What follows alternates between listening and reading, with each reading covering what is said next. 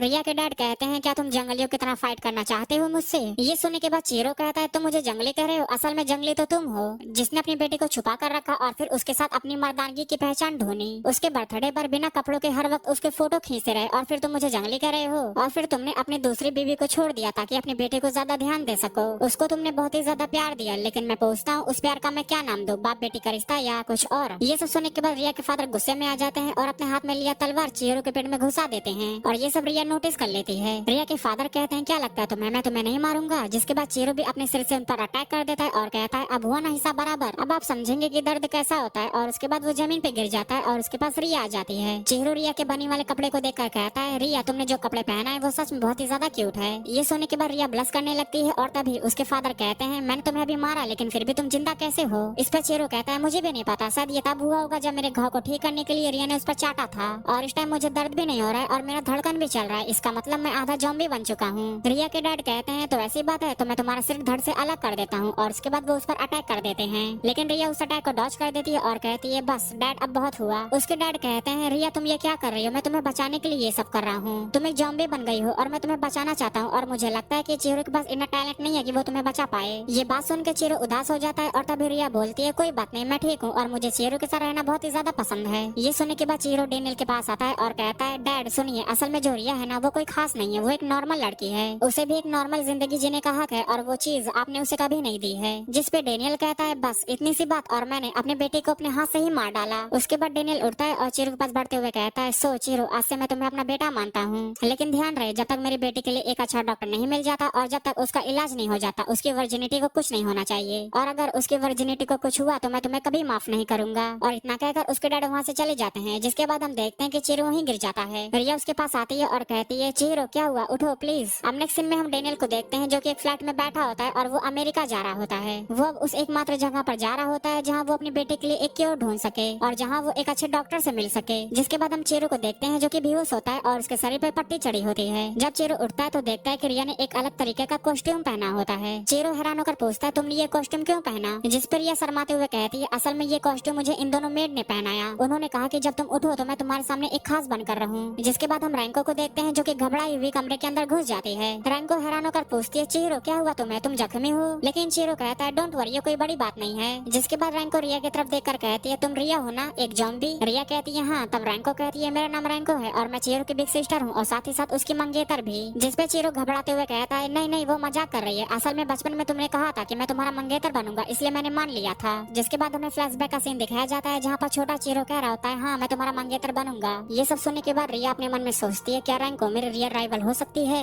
Next scene में Chiro और रिया एक जगह बैठे होते हैं और तभी चीरो कहता है क्या तुम्हें पता है रिया, मुझे यहाँ कर बहुत ही अच्छा लगता है। रिया मुस्कुराते हुए कहती है हाँ ये जगह जैसे सब कुछ भूल जाने देती है। नेक्स्ट सीन में दोनों घर जाते हैं और उनकी नजर एक नोटिस बोर्ड पर पड़ती है जिसमें लिखा होता है फायर फेस्टिवल। ये देखने के बाद रिया एक्साइटेड होकर कहती है फायर फेस्टिवल, मैंने इसे कभी पास से नहीं देखा। जिसपे चीरो कहता है तो इस बार देख लो, हम दोनों साथ में चलेंगे ठीक है। और रिया कहती है हाँ ठीक है। जिसके बाद हम अगले दिन का सीन देखते हैं जहाँ पर बारिश हो रही होती है और रिया और चीरो नहीं जा पाते। तब रिया कहती है ये कितनी बुरी बात है, क्या ये आज ही होना था। अगले दिन हम देखते हैं कि चीरो और उसके दोस्त स्कूल जा रहे होते हैं। तब एक दोस्त कहता है क्या मुझे प्योर हार्टेड और एक अच्छी दिखने वाली लड़की नहीं मिलनी चाहिए। ये सुनने के बाद दूसरा दोस्त कहता है नहीं भाई तुझसे नहीं हो पाएगा, तू एक ठरकी टाइप का लड़का है। तभी हम देखते हैं कि वहाँ रैंको आ जाती है और वो बोलती है तुम लोग क्या बातें कर रहे हो। जिसपे वो दोनों लड़के कुछ नहीं बोल पाते और रैंको चीरो को मारने लगती है। अब नेक्स्ट सीन में हम देखते हैं कि रैंको बालकनी के पास खड़ी होती है और चीरो से बताता है कि कैसे वो और रिया कल फायर फेस्टिवल जाने का प्लान किए थे लेकिन उसी टाइम बारिश होने लगी थी। ये सुनने के बाद रैंको कहती है तो आज हम तुम्हारे घर के बाहर एक छोटा सा फायर फेस्टिवल मनाएंगे और रिया भी वहाँ पर आएगी। और ये सुनने के बाद चीरो शॉक हो जाता है। और अब नेक्स्ट सीन में हम देखते हैं कि मेर और रिया को झाड़ू मारने से मना कर रही होती है और तभी हम देखते हैं कि वो झाड़ू टूट जाता है और इस पर रिया कहती है मुझे माफ कर देना, मैं इसे अभी ठीक कर दूंगी। तभी वहाँ चीरो आ जाता है और रिया को देखकर कहता है कि मैंने तुम्हें मना किया था ना कि तुम धूप में मत निकलो। जिस पे रिया कहती है मुझे कुछ नहीं हुआ, मैं बिल्कुल ठीक हूँ। फिर चीरो बताता है कि यहाँ रैंको आएगी फायरवर्क फेस्टिवल मनाने के लिए। ये सुनकर रिया उदास हो जाती है और अपने मन में सोचती है कि आज यहाँ रैंको आएगी, वो भी अच्छे कपड़े पहनकर। अब नेक्स्ट सीन में हम देखते हैं कि रैंको वहाँ पहुँच जाती है और सबको हेलो कहती है। तब चीरो से बताता है कि रिया अपने कमरे में है। तब रैंको उसके पास जाकर उसको कपड़े पहनाने लगती है। जिसके बाद रैंको देखती है कि रिया के पेट में एक चोट लगी होती है। ये देख के रैंको कहती है यहाँ पर तो चोट लगी है, क्या मैं यहाँ पर युकाटा बांध सकती हूँ।